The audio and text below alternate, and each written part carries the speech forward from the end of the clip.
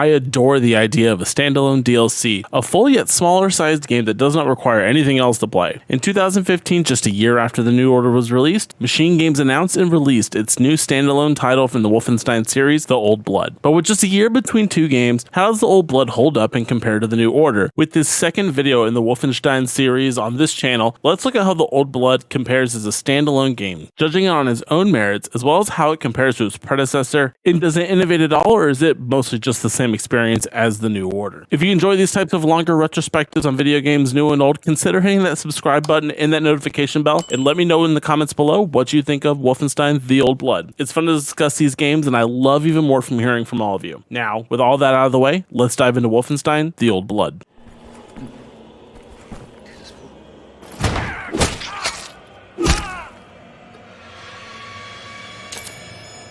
With The Old Blood coming out a year after its predecessor, The New Order, most of the core gameplay and mechanics are the same between the two games. From the stealth to the dual-wielding, movement in the areas, and the core loop of Wolfenstein have not changed all that much. It feels roughly the same, which, as discussed in the last video, is just a really all-around great package on a gameplay and mechanics front. If you did miss the last video, The New Order is probably one of my favorite first-person shooters in a story-based level in a long fucking time. The shooting is tight, the stealth feels good, pickups work all the same, and the movement still feels really crisp and clean. Despite a couple of new additions to the sandbox, this prequel standalone title feels virtually the same as the first game, the only difference being the time it's set in. The Old Blood is actually a prequel to The New Order, taking place in 1946 as opposed to 1960, meaning that all the tools used by BJ are the same ones that take place in the prequel section of The New Order. All the weapons feel familiar and are the same as The New Order, leaving it feeling to be a seamless transition for returning players as well as for people coming into the series at this standalone game at a much cheaper price point. A pretty smooth barrier of entry. The pistol, the machine gun, and the shotgun is all back, and now adding a marksman bolt rifle and a grenade launcher to BJ's arsenal, we're ready to get killing some fucking Nazis. There is one drastic change, however. Rather than a knife, BJ is now equipped with a pipe that not only is used for stabbing Nazis in the back while giving them tetanus at the same time, but also for traversal in the world. In The Old Blood, there are climbable rock walls all over the levels, and utilizing the pipe broken in two, BJ can now climb these walls by just breaking the pipe in half and using them as climbing anchors, stabbing them over and over into the side of the wall. I love this addition to the sandbox as it gives players yet another method and path forward in an area to sneak and gain vantage point over the Nazis, or a way to just sneak through an area entirely. It also just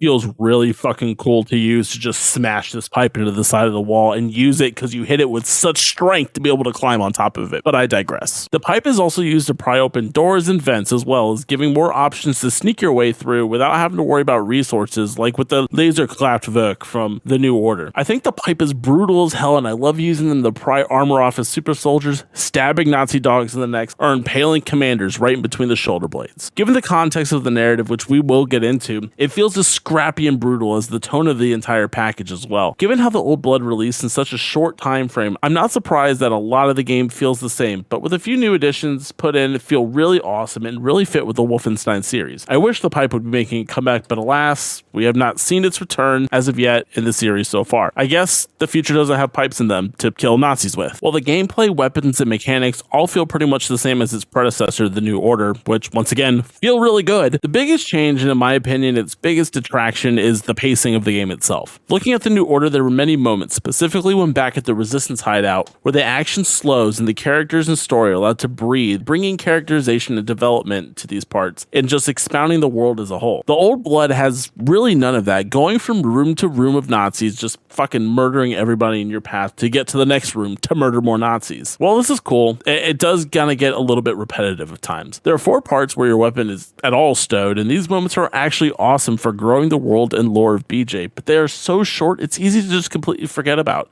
And out of these moments, there's only one that really lasts more than 30 seconds. What The New Order did was slow everything down and let you, the player, marinate on everything that's occurring, or has occurred, or will occur, lets you learn more about all the characters that are enveloping your world as BJ. Whereas The Old Blood, like I said, it feels really good, but just the over and over Nazi killing without like any kind of momentary lapse to breathe really becomes, I don't know, it becomes overwhelming at times. I wish The Old Blood would have given more of these moments and bring a bit more focus into what you're doing and the story and the narrative and the characters that you're interacting with. But for the few that are there, they absolutely slap, and they're amazing moments of dialogue and interaction. But enough of that. Let's hop into the narrative, where the game really takes a left turn at Albuquerque, lean into its old past, and really put out something that was, if given more time to expound upon, really fucking good ideas. So let's hop into it. I hope you don't mind the weight of the world on your shoulders, Agent Blazkowicz.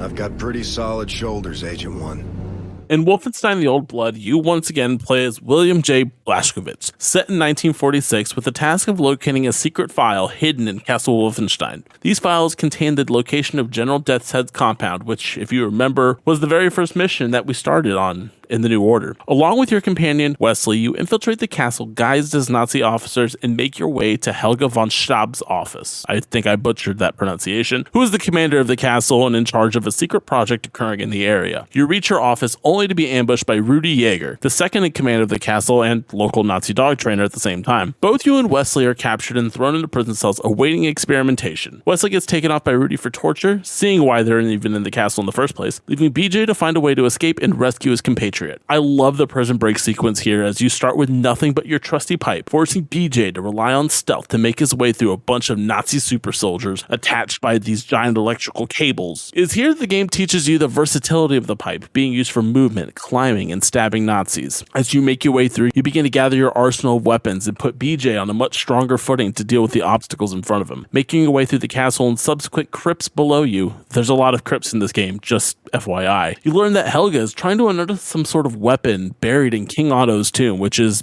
in the local area somewhere, but the Nazis don't know where. And given the crypts and graveyards you move through, it begins to become a little clear that something odd and occult and potentially evil is occurring, or else why would the Nazis even be looking for it? Upon reaching the medical wing, you find Rudy, who has been torturing Wesley this entire time. Moving to free him, you're ambushed by Rudy and his dog, drugging you and finishing Wesley off in the process. I don't know why, but I love torture scenes in video games that are just interactable. In this case, it is you being tortured by electrocution. Even though Rudy has not really been front and center so far, he still comes off as calculated and evil, from the tone he's speaking in to the actions that he's actually performing on BJ, throwing the water and pulling the switch to shock the living shit out of him. I mean, it is torture. Being a badass though, BJ breaks his restraints, kills Rudy's dog Greta, and makes his final escape attempt to the town below, Paderborn. From fighting on gondolas to scaling down the mountainside using your fucking poles that you've been carrying this entire time, the vistas here are absolutely jaw-dropping in how good they look even to this day 7 years later. The variety of locations in The Old Blood is really something I truly enjoy,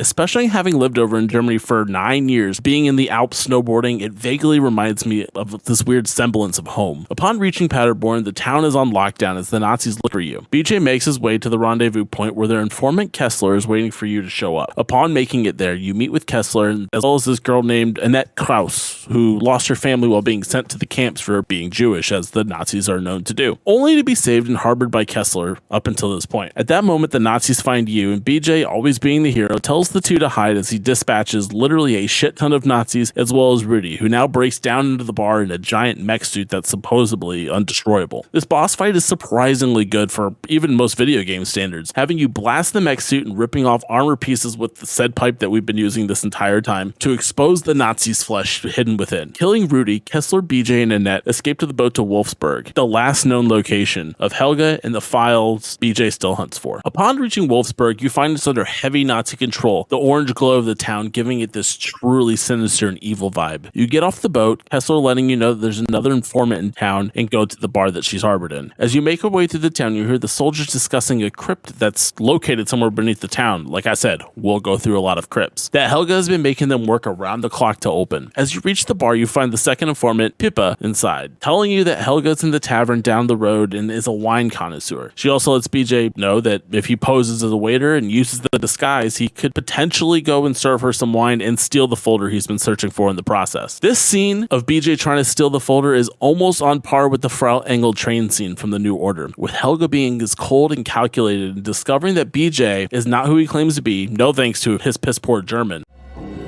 He's a spy! Did you really think I would be impressed by your atrocious German? Now give me the folder, Franz!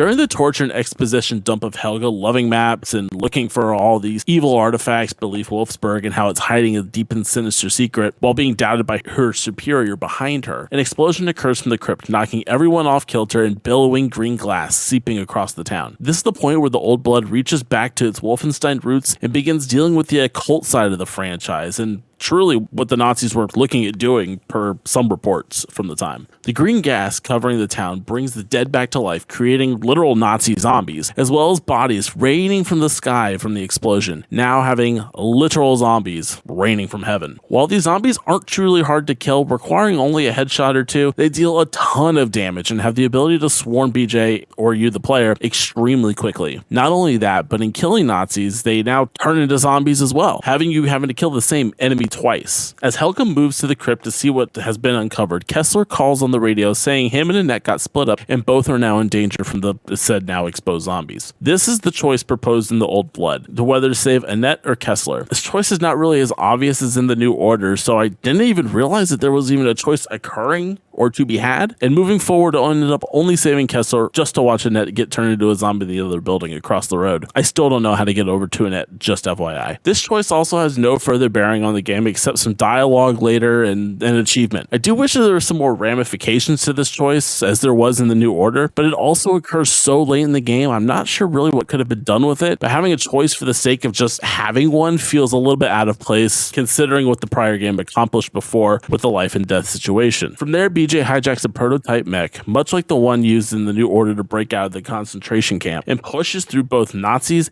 and zombie-infested Wolfsburg now. The orange hue now thicker with the fires of war and literal death and the dead coming to life. With the fighting occurring on now 3 fronts, BJ, the Nazis, and the zombies, utter chaos proceeds your way to the crypt, now found blown open, making your way through the graveyard, tombs, and reaching the inner chambers. BJ is now once again captured by Helga because, protagonist, now summoning a monster housed deep within the innermost part of the crypt. Helga's tossed aside like a fucking rag doll, with BJ left to contend with said now summoned evil demon beast. This boss fight here really kind of fucking sucks. The tells and the attacks are just way too long and super easy to dodge, and the hardest part of this whole fight is dealing with the constant stream of Nazis coming to still fight BJ, even though there's a giant fat fucking monster sitting right over there killing them as well. All in all, it's more of an annoyance than a true fight, and kind of a disappointing end to a game that all in all was pretty solid on the action front. After dispatching the creature in the deep and finishing the half-crushed Helga, BJ proceeds, as he is known to do, to be crushed by a rock, only to be saved by the familiar face of Fergus from The New Order. That's the British pilot from the very beginning of the game. In saving BJ, we end this journey right back where the first game began, beginning with the invasion of Death's Head compound. We fade to black on this prequel adventure of BJ Blazkowicz and seamlessly transition into The New Order.